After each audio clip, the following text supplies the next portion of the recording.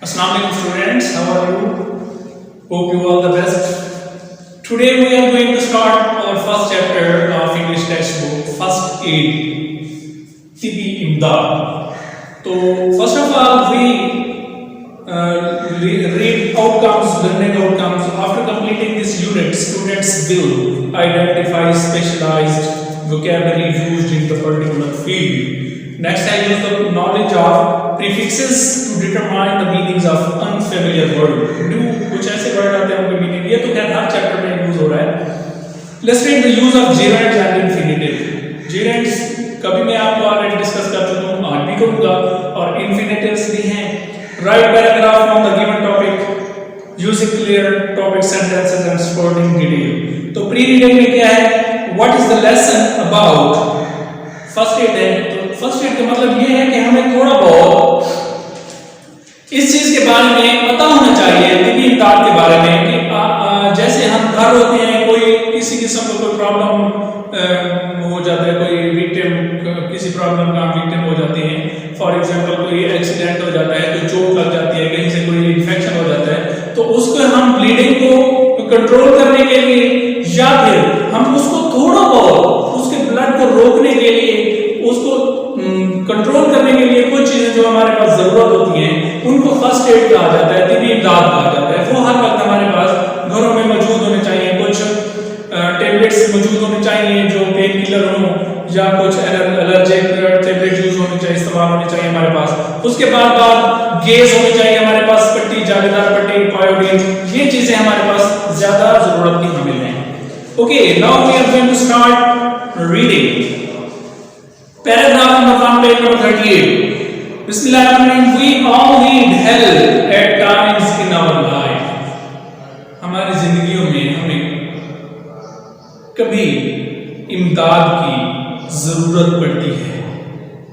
ऐसे ही है, कभी हम किसी ऐसे मोड पे होते हैं जब हमें इनकी जरूरत पड़ती है. तो sometimes बाज़ औक़ात we may have accidents. कभी कभार बाज़ औक़ात हम हादसात के शिकार हो जाते हैं. And we may get hurt, और हो सकता है कि हमें कोई चोट लग जाए. When we are injured, जब हम जख्मी होते हैं, और suddenly become unwell, या अचानक हमारी तबीयत नासाज हो जाती है, we need someone to help us. हमें कुछ ऐसे बंदे की जरूरत होती है अपनी इमदाद के लिए. Someone who knows what to do, जो ये जानता हो कि अब क्या करना है. It is the temporary and immediate help. ये आरजी और फौरी तौर पर इसकी इमदाद होती है. Immediately फौरी तौर पर और आरजी तौर पर इमदाद करनी चाहिए, मदद करनी चाहिए. This timely assistance comprising simple medical techniques.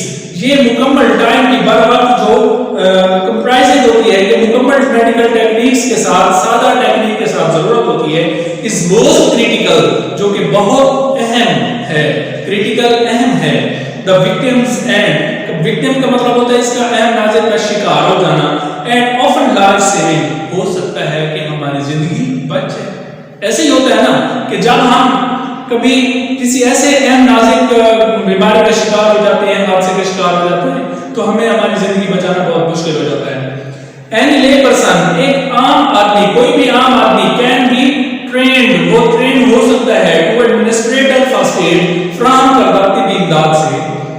This first aid can be carried out, ये तिबी इमदाद अमल में ला सकती है. कैरीड आउट, अमल करना.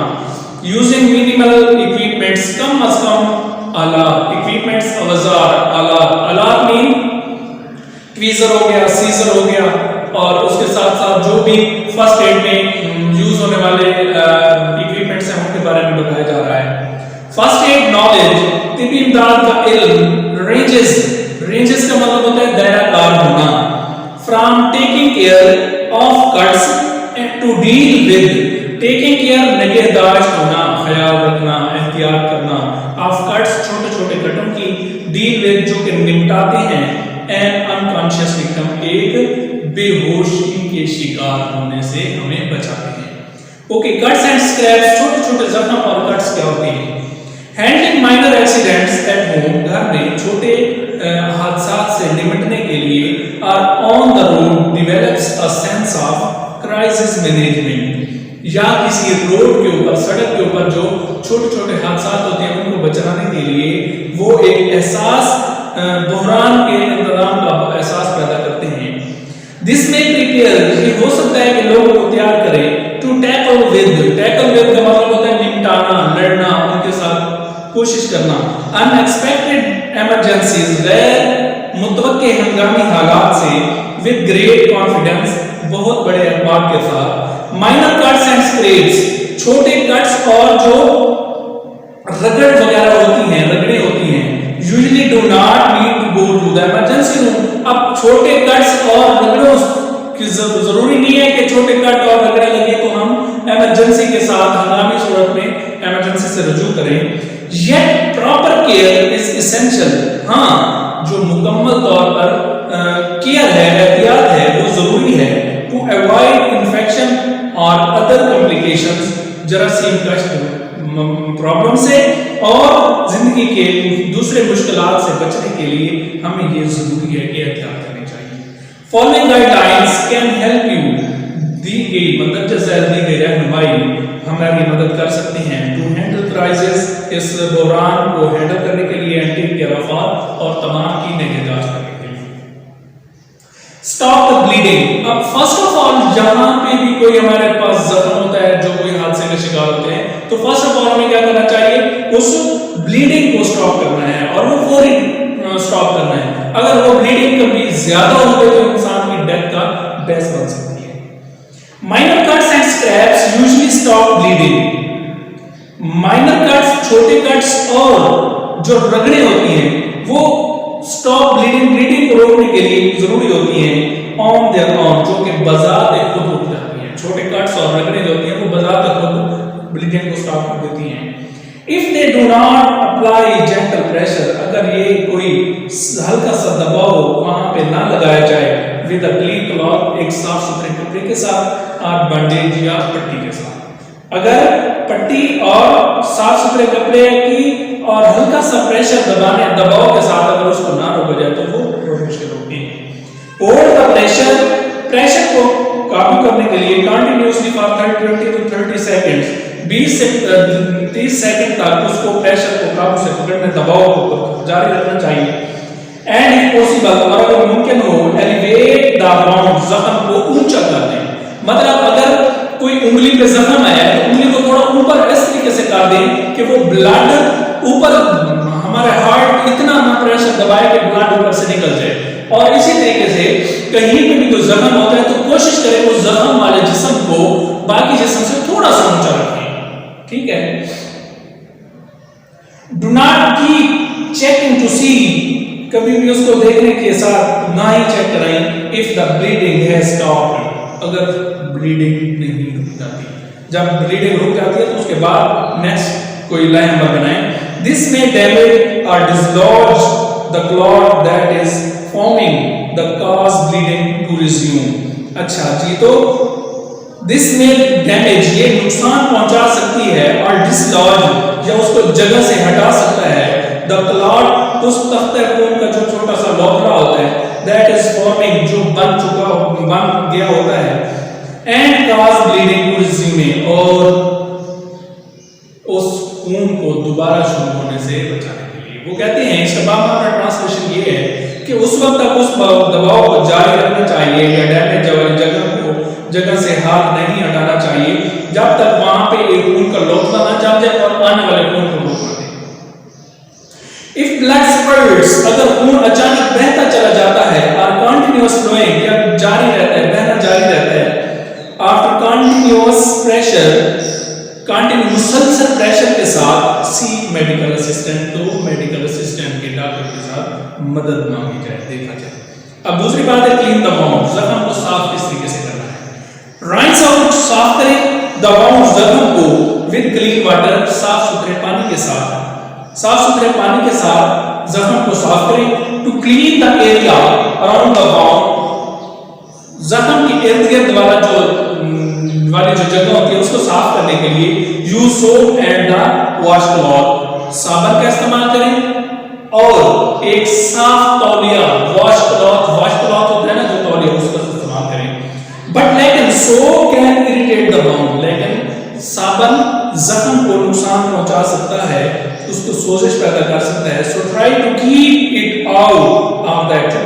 हो, बस कोशिश करें कि इससे हकीकत जो जख्म होता है उससे साबुन को दूर रखें। इफ डर्ट और डेब्रिस, डर्ट मट्टी और डेब्रिस रेज से मट्टी के जर्रे जो छोटे होते हैं, remains in the bound after washing, धोने के बाद भी अगर उस जख्म में बाकी रही, यूज ट्वीजर्स, तो ट्वीजर का इस्तेमाल करें जो वहां से उसको साफ करें। क्लीन विद अल्कोहल, अल्कोहल के साथ साफ करें, धोएं, टू रिमूव द पार्टिकल्स, उस पार्टिकल ज़रात को हटाने के लिए ट्वीजर्स का इस्तेमाल करें। इफ डेब्रिस स्टिल रिमेन्स, अभी भी अगर कोई थोड़ा बहुत रेजे वहां पे मौजूद हैं, सी योर डॉक्टर, तो डॉक्टर से रजू करें। Thorough cleaning reduces the risk of infection and tetanus. Tetanus एक बीमारी का नाम है जो बहुत मोहल्लिक बीमारी है, जो ऐसी बीमारी का नाम है जो एक तरह से स्टार्ट होती है और पूरे जिस्म में लगी चली जाती है।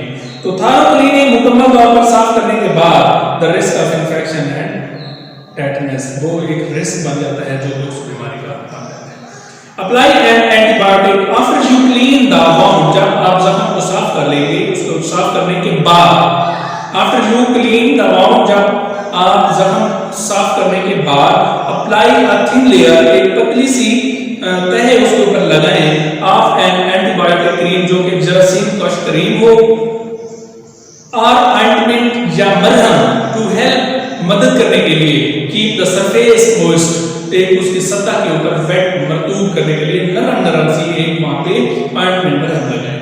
The products do not make the wound heal faster, ये जो प्रोडक्ट्स होते हैं ये जख्म को भरने के लिए तेजी नहीं करते, जारी नहीं करते, but they can help your bodies natural healing process work fast, लेकिन तुम्हारे जिस्म का जो कुदरती तौर पर हीलिंग प्रोसेस है वो इसको फास्ट कर देगा।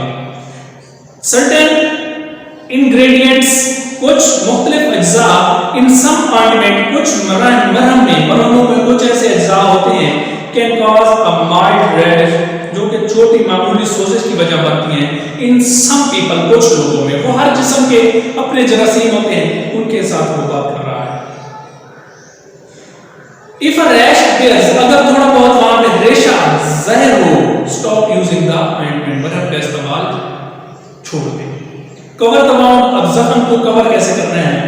Bandage can help keep the wound clean and keep harmful bacteria out. Bandage, पट्टी, जो जालीदार पट्टी होती है, वो जख्म को इधर उधर के बैक्टीरिया से, जो नुकसानदेह बैक्टीरिया उससे दूर रखने के लिए हम उसकी मदद कर सकते हैं, मदद ले सकते हैं।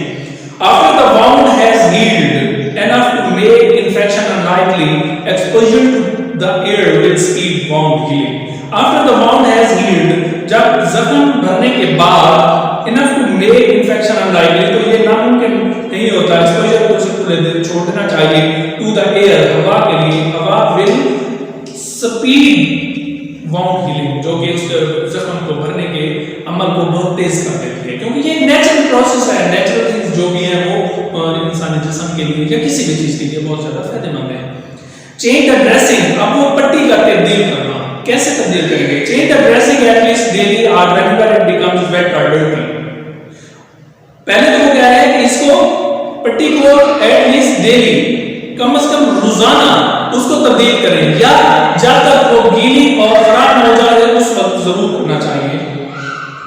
If you are allergic to the adhesive use in most bandages, अगर आपको एलर्जी होती है, एलर्जिक होते हैं टू द एडहेसिव, सख्त पट्टी के सख्त इस्तेमाल के साथ, switch to adhesive free dressing, तो वो उसका रुख बदलते हुए एडहेसिव फ्री ड्रेसिंग का इस्तेमाल करें। और स्टरलाइट गेज, जब वो पाक और जालीदार पट्टी होती है, healed and place with paper tape, जो कि पेपर के टेप के साथ लगाई जाती है, जरूरी उसको बांधना जरूरी नहीं होता।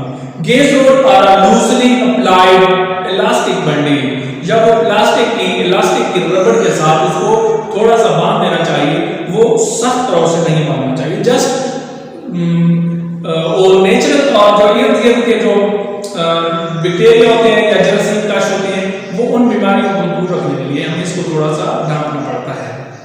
These supplies generally are available at pharmacies, ये supplies तमाम जनरल फार्मेसीज जो भी मेडिकल स्टोर, जो आम मेडिकल स्टोर है वहां पे मौजूद होती है। Watch for science of infection. अब जब इन्फेक्शन के साइंस अलामत होती हैं तो उसके ऊपर देखना नहीं तो क्या करना चाहिए। सी योर डॉक्टर, डॉक्टर से रजू करें। If the wound is not healing, अगर जख्म नहीं भर रहा, आज यू नोटिस एनी रेडनेस, या आप थोड़ी सी सूटी को नोट कर रहे हैं, इंक्रीजिंग पेन बढ़ रहा है, ड्रेनेज पीप का बहाव हो रहा है, वार्मथ और स्वेलिंग या सोजन या हरारत थोड़ी सी बढ़ रही है, तो आप डॉक्टर की तरफ रुजू करें। अब फर्स्ट एड किट, अब फर्स्ट एड जो तिब्बी इमदाद की किट होती है वो किस पर मुश्तमिल होती है। Every office, factory, home and school should have an accessible first aid books with the following recommended basic contents। Her school, दफ्तर, उसके बाद फैक्ट्री, और इनको जरूरत है, इनको जरूर इनके पास एक फर्स्ट एड किट होनी चाहिए जो कि काबिल रसाई, सिफारिश करदा बेसिक कंटेंट से मुश्तमिल इनके पास एक फर्स्ट एड होनी चाहिए। फर्स्ट एड बुक, सबसे पहले तो फर्स्ट एड बुक होनी चाहिए। Clearly explains how to handle the basic problem। इस ये क्लियरली जिसके ऊपर नोट किया गया हो कि हमें किसी भी प्रॉब्लम से निपटने के लिए उसको हैंडल कैसे करना चाहिए। Bandaids, plasters, bandaids are sticking, plasters are good. Bandaid plaster जो छोटे-छोटे प्लास्टर होते हैं, bandaids are sticking plaster, bandaid या sticking plaster are good for dressing small wound, छोटे जख्म को ड्रेस करने के लिए वो ज्यादा बेहतर होते हैं। दे कम इन ऑल शेप्स, वो तमाम शक्लों में होते हैं, साइजेस और जिसामत में होते हैं, फॉर फिंगर उंगलियों के लिए, लेग्स टांगों के लिए, एंड एनीवेयर नहीं के लिए। Else you anywhere else you might get little cuts, या किसी और जगह पे आपको कोई मामूली सा जख्म होता है, कट होता है, तो आप वहां पे भी यूज कर सकते हैं। मेक श्योर, इस चीज का यकीन रखें, द बैंडेड इज बिग इनफ, इतना बड़ा होना चाहिए टू कवर द वाउंड, जो कि जख्म को ढांप सके, कवर कर सके। If not you should use a dressing instead, अगर इसकी बजाय आप पट्टी इस्तेमाल नहीं करना चाहते तो वो मुकम्मल जख्म को ढांप लें। इलास्टिक बैंडेड, सहारा देने वाली पट्टी, सहारा देने वाली मतलब कि जैसे प्लास्टिक वाली थोड़ी-थोड़ी इलास्टिक पट्टी होती है। The elastic bandage are good for wrapping sprained joints or making a sling in the case of broken arm। जो इलास्टिक बैंडेज होती है वो हमें टूटे हुए आर्म को या किसी भी ऐसे पार्ट में जिसको दो चीजों को आपस में जोड़ा जाए तो वो हमारे पास बेहतर, दो पार्ट को आपस में जोड़ा जाए तो उसके लिए बेहतर साबित होती है। गेज एंड एडहेसिव, जालीदार सूती पट्टी होती है और जालीदार होती है। गेज पैड्स आर रोल्ड और cloth pads that are placed directly on a wound to protect and control bleeding। तो गेज जो रोल होते हैं वो हमारे पास जख्म को महफूज करने के लिए उसकी जगह रखी जाती है, या बड़े कट्स और स्क्रैप्स को बचने के लिए हम उसका इस्तेमाल करते हैं। You will need adhesive tape, आपको adhesive tape का इस्तेमाल की जरूरत पड़ेगी to keep the gauge in place, उसको एक जगह मखसूस जगह पे रखने के लिए। इन एन इमरजेंसी की हालत में, हंगामी हालत में, अ क्लीन क्लॉथ, एक साफ सुथरा कपड़ा, हैंड टॉवल, हाथ वाला रुमाल, क्लीन टी शर्ट, साफ सुथरी T shirt can be used, इस्तेमाल की जा सकती है टू कवर द बाउंड, जख्म को ढांपने के लिए। एंटीसेप्टिक वाइप्स, अल्कोहल स्वैब्स जैसे होते हैं, सेपरेट है और उसको एंटीसेप्टिक स्वैब्स कहते हैं। एंड कॉटन वूल, और कॉटन की, कपास की थोड़ी सी वो वूल होना चाहिए। Safety pin and tweezers, safety pin and tweezers जो होते हैं उस पट्टी को बांध के उसके ऊपर लगाने से, बांधने से, गांठ देने से बेहतर है कि ये सेफ्टी पेन और ट्वीजर काम में लगा दिए। सीजर्स, सीजर कैंची का टुकड़ा, कैंची जो होगी वो हम उस पट्टी को, उस बैंडेज को सही तरीके से काट सकेंगे। तो a pair of scissors is needed to cut the tape and gauze, एक कैंची का जोड़ा, सीजर्स का जोड़ा हमें टेप और गेज को काटने के लिए उसकी जरूरत पड़ती है। लैटेक्स ग्लव, रबर के दस्ताने क्या होते हैं? Latex gloves are always a good idea, हमेशा एक अच्छा ख्याल रहा है, स्पेशली खास तौर पर इफ यू आर डीलिंग, अगर आप डील कर रहे हैं with body fluids from a stranger, आप बॉडी के बहने वाले स्ट्रेंजर हैरान चीजों से अगर आप सामना कर रहे हैं तो प्लास्टिक के दस्ताने जबरदस्त साबित होंगे। Calamine lotion, calamine lotion is used for soothing, soothing का मतलब होता है तस्कीन देना।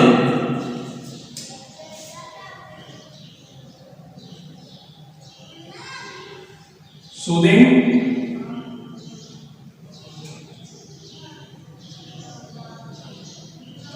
तस्कीन देना। सूदिंग सनबर्न, धूप की जलन, एंड स्टिंग्स क्या होते हैं? Done.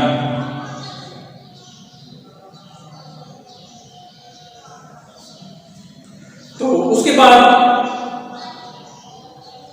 Clinical thermometer and pain killer, analgesic tablet जैसे पेन किलर होते हैं दर्द को कम करने के लिए, such as aspirin and paracetamol, ये हमारे पास मौजूद होना चाहिए। उसके बाद ग्लोसरी को लेते हैं, टाइम थोड़ा सा। एक्सेसिबल, काबिल रसाई, easy for anyone to obtain and use.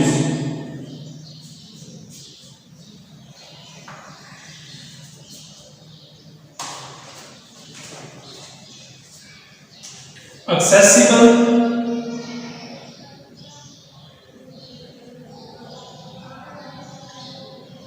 काबिल रसाई। उसके बाद एडहेसिव, एडहेसिव का मतलब होता है स्टिकली या ग्लूई या चस्पंद भी इसको बोलते हैं। उसके बाद है antibiotic,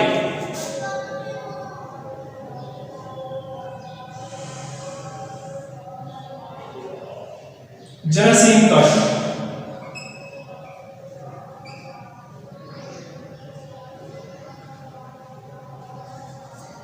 a substance which is capable of destroying or inhibiting the growth of bacteria or other microorganisms। दूसरे जानदारों से उसको महफूज करने के लिए, जरासीम को खुश करने के लिए इस्तेमाल किया जाता है। आगे इन्फेक्शन,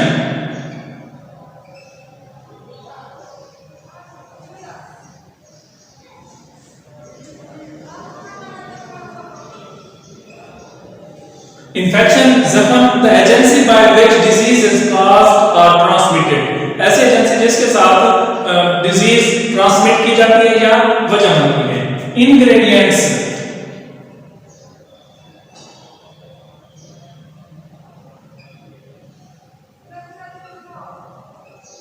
अज्जा, mean to say that the substances that are combined to make something। उसके बाद माइनर,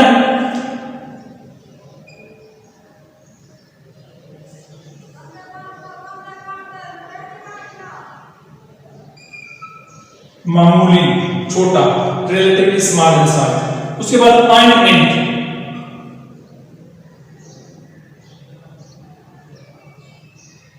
ऑइंटमेंट का मतलब होता है मरहम।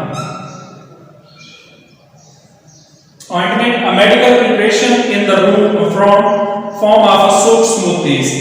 So rinse,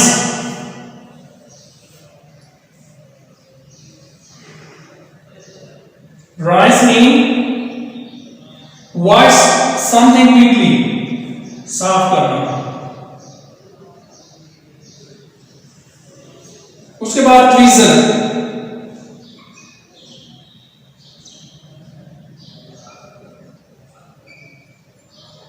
ट्वीजर मीन चिमटी।